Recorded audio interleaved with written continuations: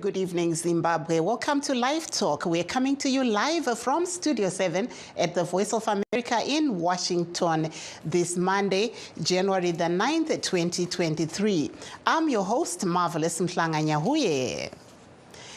And tonight on LiveTalk, we're talking about the opening of schools in Zimbabwe, with many parents saying they are struggling to pay school fees in full as the country's economy continues to spiral downwards. Some teachers also boycotted classes today, demanding that the government should increase their pay and salaries. Teachers are also parents who are struggling to raise fees for their school-going children. So this is what we are going to be talking about today. Nasi pachirongwa chedu tiri kutarisa isu pamusoro pekuvhurwa kwezvikoro panguva iyo vabereki vakawanda vari kutarisana nedambudziko rekukwira kwemari dzechikoro dziri kudiwa kuti vana vaende kuchikoro, sezvo upfumi hwenyika huri kuramba huri kuenda kumawere. So that's what we'll be looking at today. Varairidzi vaberekiwo vari kuchemawo nekuoma kwaita zvinhu munyaya dzehupfumi. Some education rights groups are, however, saying the situation at some schools is dire as some teachers failed to return to school, as they are also victims of the harsh economic environment in the countries. Others are accusing the government of making false promises of free education this election year, a program that has not yet been rolled out. And to discuss this issue, we are now joined by our guest who we have on the line right now, Evanais Munando of the Female Trust Network Zimbabwe, while we're waiting for Obed Masaraure, the president of the Amalgamated Rural Teachers Union of Zimbabwe. Welcome to LiveTalk, Muzvare Munando. Thank you very much. How are you, Marvelous? How are you, everyone? Viewers, listeners? Aiwa, isu kunotiri wadi. Totanga nekukuvunzai kuti tiri kuona kuti zvikoro zvavhurwa nhasi munyika. Imi munoshanda nevana vari kuenda kuzvikoro. Zvakamira sei pari zvino? Zvikoro zvatanga kuvhurwa nhasi muHarare kunzvimbo dzakasiyana siyana. Asi mahigh schools mamwe ari kunzvimbo inogona kunge dzine dutu nemhepo nemvura yakawandisa zvanga zvisati zvavhurwa, kazhinji vari kumabhodhingi. Saka asi watanga kuenda nhasi ava ndiwo kumapuraimari nezvimwewo zvikoro zvakasarudzika vamwe watanga kuenda. Asi nhasi ndaita rombo rakanaka, ndati ndichiendesawo mwana kuchikoro ndikachikuonana nematicha pachikoro paanodzidza ipapo. Ndaichitowaseka ndichiti makurukoti mambotaurira nyuzi here nhasi? Zvanzi izvo nenyuzi hurumende iri kuindisa kuti pane chirongwa chayaparura kutanga kupera kwemwedzi uno kuti vari kutarisa kuti vadzidzisi makwalifikesheni evadzidzisi akamira sei, nekuti munhu agara pabasa zvakadii, vanenge vachiwana mikoho yakasiyana. Maticha aya afa nekuseka achiti muri kufungidzira kuti pane mari zhinji here apa? Inyaya yekungoti tiuye kumabasa sezvo zvikoro zvavhurwa. Ndozvainowanzoita hurumende inowanzoporomisa vanhu zvakanaka kana kuti zvakaringana. Zvikoro zvavhurwa kungoda kuti tisaramwe mabasa. Asi muchaona kuti chirongwa ichochi chiri kuparurwa ichi hachina musiyano kuti munhu akapinda basa nezuro kana kuti agara pabasa. Saka inyaya yekungoti vana vaende kuchikoro. Asi vana vatati tiona vachienda kuchikoro vabereki vazhinji, iwo semubereki haitini nyaya iri kunyanya kuti shungurudza, inyaya yemafizi. Nyaya dzemachikuti dzakangoparurwa kubva mudenda guru chaizvo reCOVID-19 mazelati yakaita kuti upfumi hwenyika hubva hwanyanya kudzikira pasi. Asi ndiri kuona sekuti hurumende yedu haisi kutarisa izvozvo kuti takambenge takabatwa nenyaya nedenda reCOVID-19, saka upfumi husati hwanyatse kusimuka. Asi mafizi ari kuramba achikwidzwa, zvinova izvo zviri kutadza kuti vazhinji vawanike vachiwana kuti vawane kodzero kuti vaende kuchikoro. Tinotarisa kumashure, hurumende yakambotaiwa ichaita kuti vana vawane dzidzo iri pachena. Chirongwa ichi hachisati chatomboita. Handina kana chikoro chandamboti ndasangana nacho kana kuti chikoro chatamboti tanzwa kuti chiri kunzi vana vadzidze pachena. Zvinova zviri kusungurudza vabereki vanosanganisira henyu pamwe chete panyaya dzekuoma kwezvinhu muZimbabwe nenyaya dzemaschool fees. Maybe, Ms. Munando, if you can just go into English and just tell us, what are you seeing on the ground? Schools open today, and, you know, we've had a lot of people, especially parents, complaining about the cost of sending children to school. But tell us, what are you seeing on the ground? Yeah, what is happening on the ground is very disturbing, Marvelous, because considering that the majority of people in Zimbabwe are informal traders. That means that the source of income is from informal trading, where we are not, all of us, we are not getting what we require for the daily survival. So in terms of the exorbitant fees that are being paid, versus the income that a household is getting per day in terms of formal trading. Ms. Munando, if I can just hold your thought right there. I have a live caller from Zimbabwe, so I wanted to take them quickly before the phone drops. Hello, caller vari kuZimbabwe, makadi. Ehe, tiri kutaura nemi muri kupi?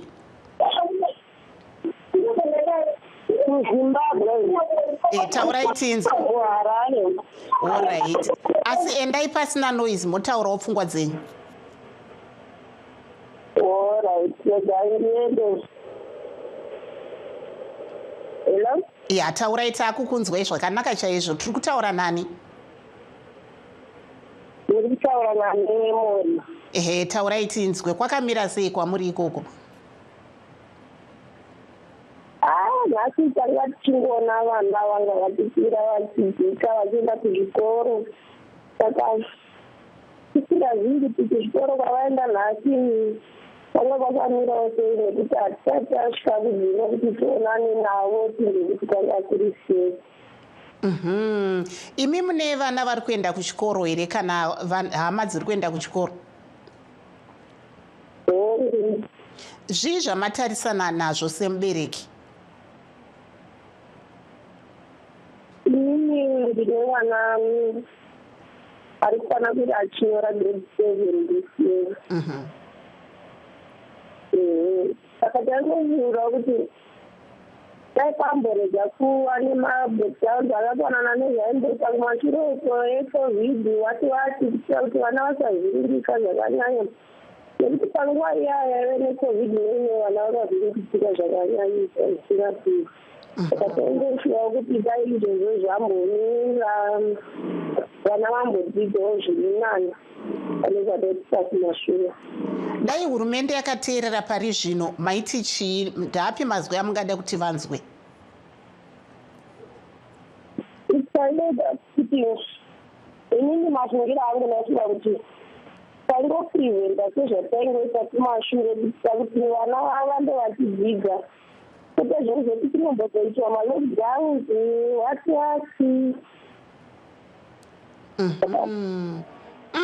Aiwa, mashoko makukutu. Tinokutendai amai Memory Mamoyo vari kutaura kuti vane mwana wavo ari mugrade 7. Muve nezuva rakanaka.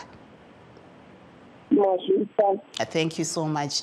Ms. Munando, you can carry on. You were just explaining to us what you saw, and also you can comment on what you heard our caller there saying about, her grade 7 child.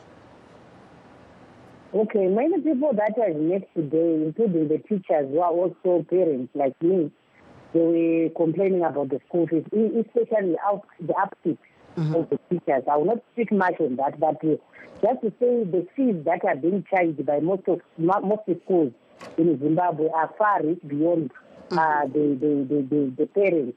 And the government is not considering that the country has been robbed by the COVID-19. And our economy, decline in all facets of life, especially when we talk about the informal trading.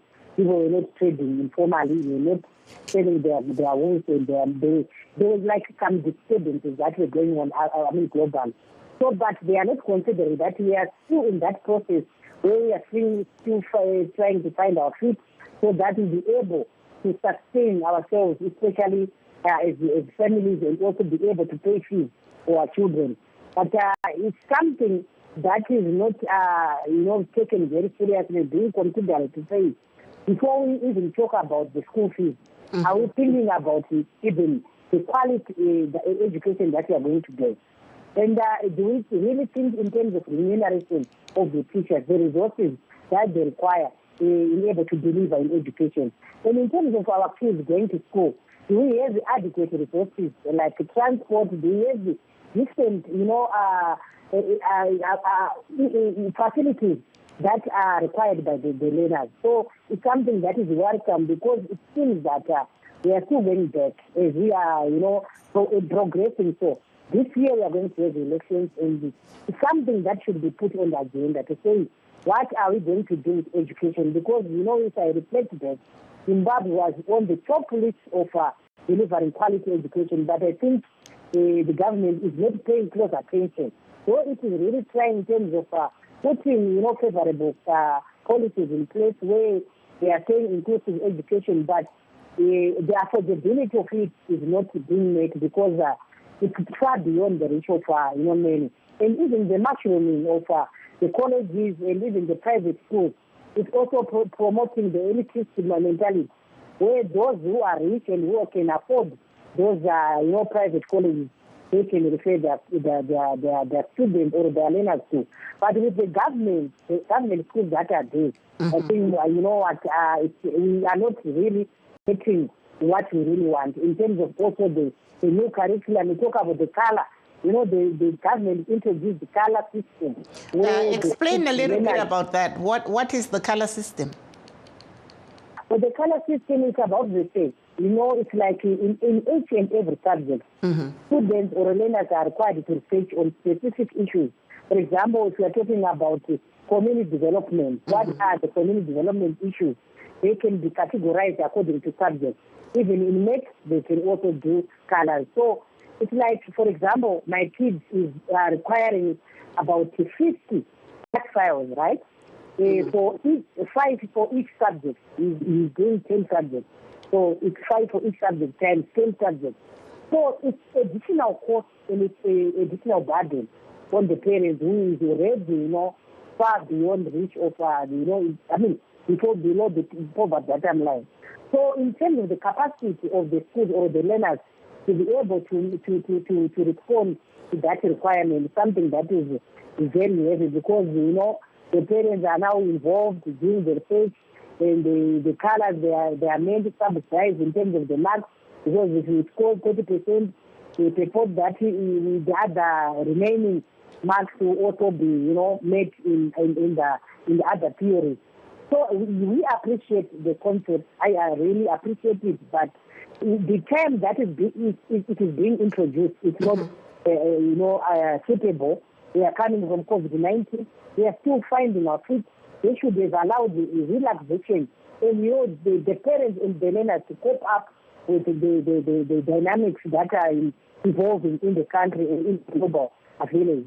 So that at least as we settle down and as our economy is also improving, we'll be able to respond adequately. So I feel they are rushing these systems and the concepts that they are introducing each and every time, which are far-fetched, and the students and even the learners, they can't really go about it. So, I was talking about quality education. In that sense now, how can you evaluate to say, are we delivering in the country when we are forcing a grade 5 or a grade 7, for example, to do research? When I grow up, I used to know that you can start doing research at university level, but now they're starting at a tender age.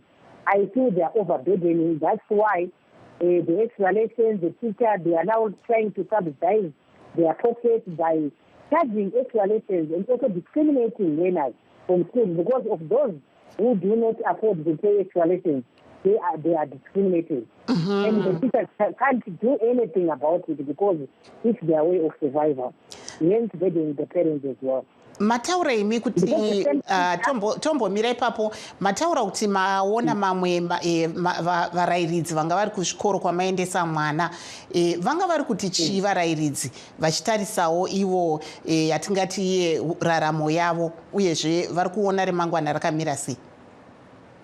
Vari kuona remangwana risina kunyatsojeka nekuti pandanga ndichitaura navo panyaya dzekuti izvi zvanhasi dzabuda dzichiti hurumende yakapa chirongwa chekuti maticha akubhadharwa maringe nemaqualifications avo, maringe nekugara pabasa pavaita, because vari kuti zvanga zvisiri fair kuti munhu apedza student teacher uya anditi apinda basa kubva atobhadharwa mari inoenderana nemunhu ane 40-50 years ari pabasa.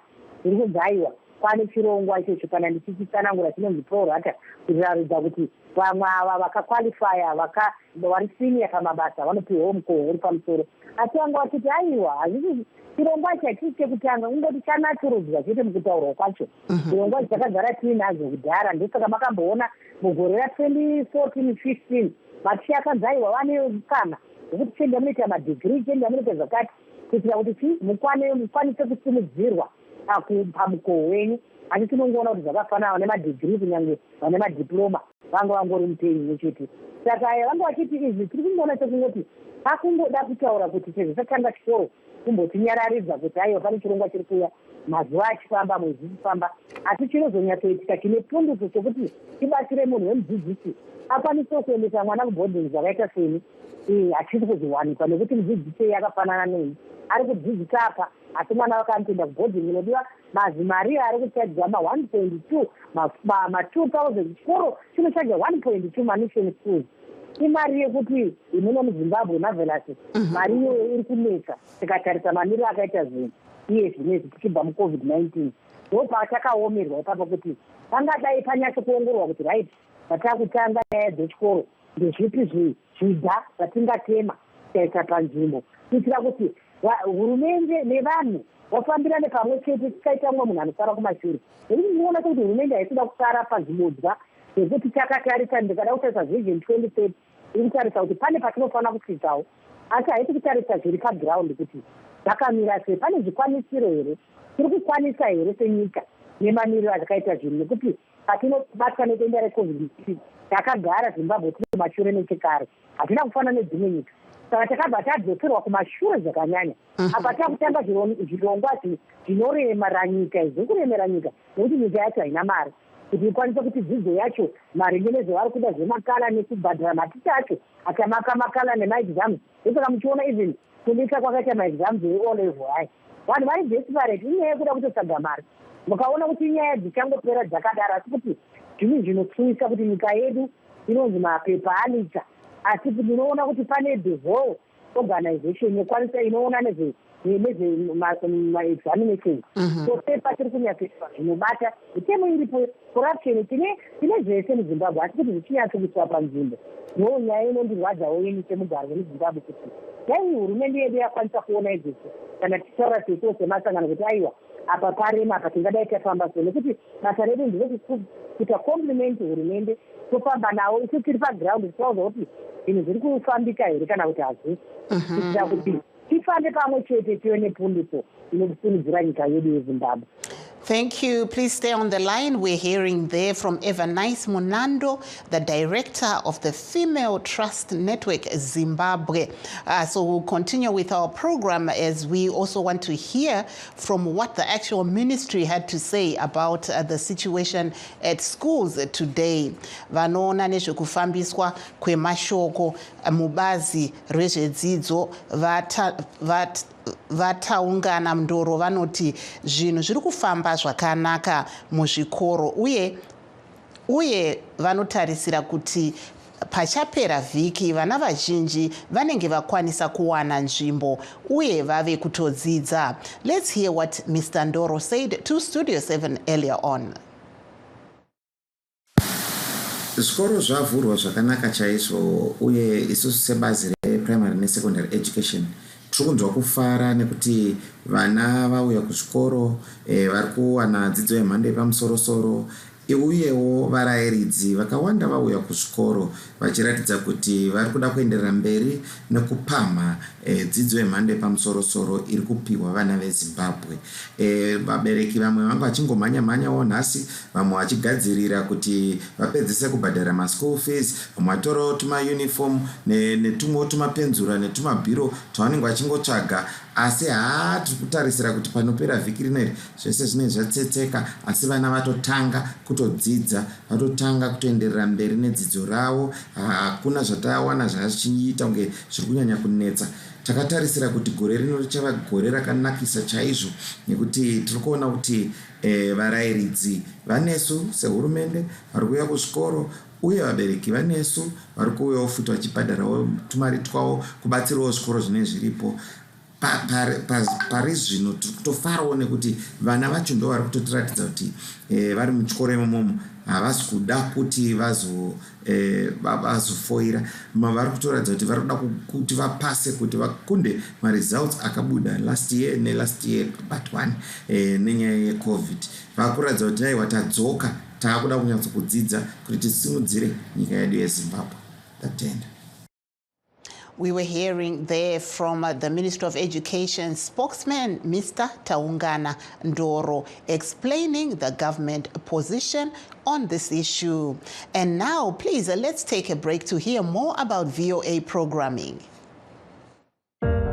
Ngesikhathi senguquko kungacaci kahle okwenzakala emhlabeni esikuzwayo kungayisikho esikubonayo sidinga iqiniso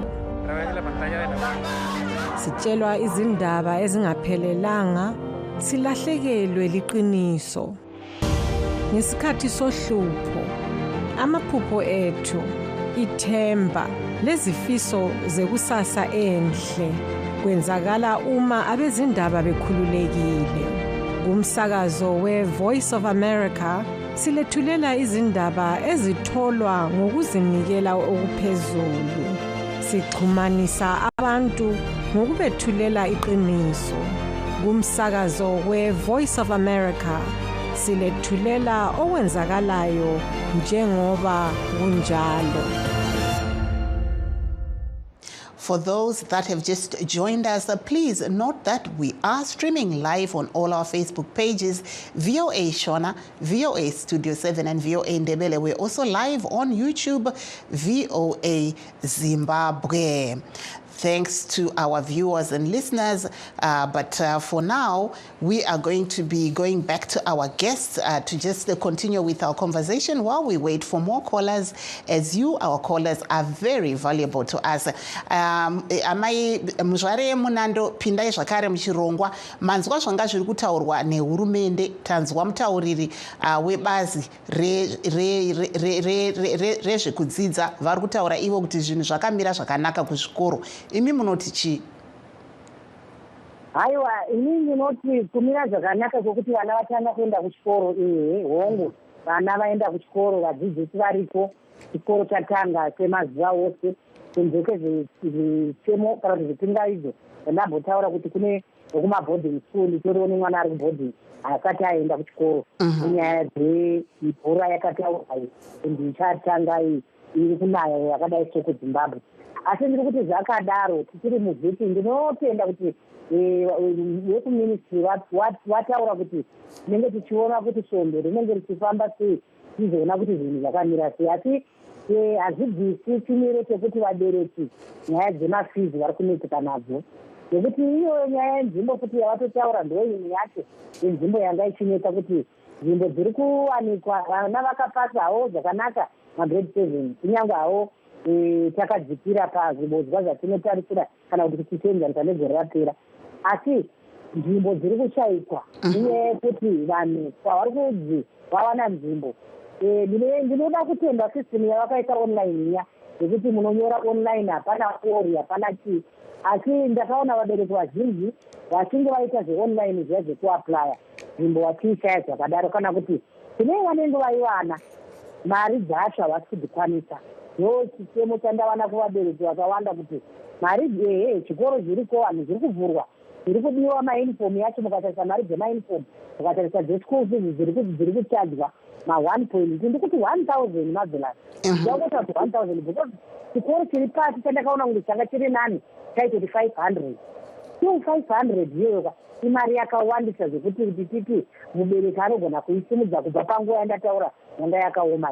Yesi tinotenda kuti matitatanga taona kuti svondo richafamba zvakamira sei. Vana vaenda kuchikoro tadzoka navo vanga vachitaura kuti matitanga ariko vachidzidzisa. Asi toda kutarisa mamiriro ezvinhu atinogona kuzoti nemuono uri kumberi zvinhu zvingamira sei. Asi ndo zvandasimbisa pai kuti dai zvinhu izvo zvikaonekwa kuti right tatatanga tiri kufamba tichienda kupi tiri kufara nenyaya yekuti denda hakuti tina recovid-19 matemo adzokera zvazviri vana vari kutanga chikoro zvazviri maticha ari panzvimbo. Ishiwo temwoyo wangu semubereki kuti iwaya maticha dai aita sei aramba ari pabasa mazvina zvindakuudza chinhu chiri kusuwisa ndechekuti chii chiri kusuwisa chiri kusuwisa ndechekuti vana vari kumabhodhi havakwanise kuita maextra lessons tikatarisa bhodhi inenge ichiti kune vari senda madhei. Halo, batai makadaro 1 minute timbotora kola vari kuZimbabwe tinzwe tokudzoka kwamuri. Halo, kola makadi yenyu? Ipo makasimba. Aiwa, takasimba. Tiri kutaura nani, muri kupi? Ndikutaura na msema justice ndiri kukadoma kwefoflags. Aiwa, tinofara kwakadii kukadoma uko? Ukadoma tiriko kurungodai nekudai. Aiwa, ndizvozvo zvii zvamatarisanawo nazvo nhasi pazuva rekuvhurwa kwezvikoro kwamuri uko kadoma? Vana vavhura zvavo but upenyu hwacho hwakaomei panyaya dzemafizi nekutenga zvinodiwa muchikoro. Mamuri kuona zvakamira sei? Kutongoti vana vaende hwavo but kazhinji kacho zvimwe zvikoro zvachitodzinga senge first day ranhasi so vangoenda but vakawanda vadzoswa. Vari kuti chii tichiona kuti hurumende yakanga yati ichati vana vaende kuzvikoro pachena iro gore rino zviri kunzii kuzvikoro? Ndo zvinototishamisa kuti hurumende kana yakati vana havasi kudzingwa but muchikoro manje vanenge vaitoti mari ngadziuye mari pamberi mwana kumashure. Vana vakawanda vari kudzingwa ende vabereki vakawanda mari dziri kuvanetsa kuwana. Motipawo mazwi amungada kuti hurumende inzwe dai vanga vakateerera pari zvino? Ndakangoti kana vataura mashoko bheta mashoko avafundiswe nechokwadi nokuti dzinenge ngano dzekungoti vana vasadzingwa but vakaisa paground chaipo chaipo vana vari kudzingwa muchikoro. Aiwa, tinokutendai chaizvo mukoma Justice Utete vari kukadoma. Thank you so much. While we're trying to reach our other callers, let's hear more about VOA programming in Shona. Regai tinzwe zvakare kuna muzvare Munando maamuri kutaura, enderirai mberi nezvamaamuri kutaura. Ndanga ndichitaura maringe nenyaya inonzi maextra lessons aya. Kana tiri zvikoro zviya zvino kumabhodhingi vanenge vari madhei scholar vanowana mukana wekuti kana vabva pachikoro paya vanoenda kudzimba vanosangana nematicha yaye mamwe ari kuda kuita basawo kuti vawane chouviri vokwanisa kuita izvozvo. Asi kuvana vanenge vakatedzwa kunzvimbo dziri kure vatinogara ikoko kuti vadzidze vana vari kukwanisa ngati vari kukanganisika zvikuru panyaya yemari dzavo anozobuda nenyaya yekuti havana mukana wekuti vazowana maticha aya ende havana mukana wekubuda kuti muchikoro muya kuti vanowana kubatsirwa. Ndichireva kuti kudii ndiri kuedza kuti maticha anenge aripo mazuva ose aya akafanira kunga tichidzisa vana ndingati vari incapacitated kana ndichida kuti nditaure ndakavamirira mukanwa mavo nekuti vanofila here kuti pei yavari kuwana haisi kukwanisira kuti vakwanise kurarama. Ndichireva kuti nemadzidzisiro acho anogona kudzisira hani mapaona. Saka zviri kudisadvantaja mwana uya agara uya atongopinda kaenda kubhodhi aripo pasina kana kwaanowana akasawana ticha yeuya ane attitude yekutoti inini mari yandiri kutandira haisipana zvinobva zvagona zvoneka. Saka dambudziko iri dai hurumende yaongorora zvinoinda kuti zvimwe zvikoro zvandakambotaura nazvo zvakanga zvichiratidza kuti no inyaya vachagarira pasi kuvhura kweteni inei onyatogara pasi nematicha kuti hongu zvinhu zvakamira mamire azvakaita asi iyo mudzidzisi uri mubereki zvakare ngatingotorai mativi ese enyaya yekuti toita sei nezvatiinazvo nekuti hakuna anazo nguva yedu ndo yadyanana. Tinokutendai. Thank you so much to our guest there, Eva Nice Munando, who's speaking to us from Harare, and that brings us to the end of our show. We'd like to also thank all those that called in and those that wrote in for us to call them. I'm Marvelous Mtlanganyahuye in Washington saying, hey, please tune in again tomorrow when we have the Youth Connection here on Studio 7. Have a very good night, Zimbabwe.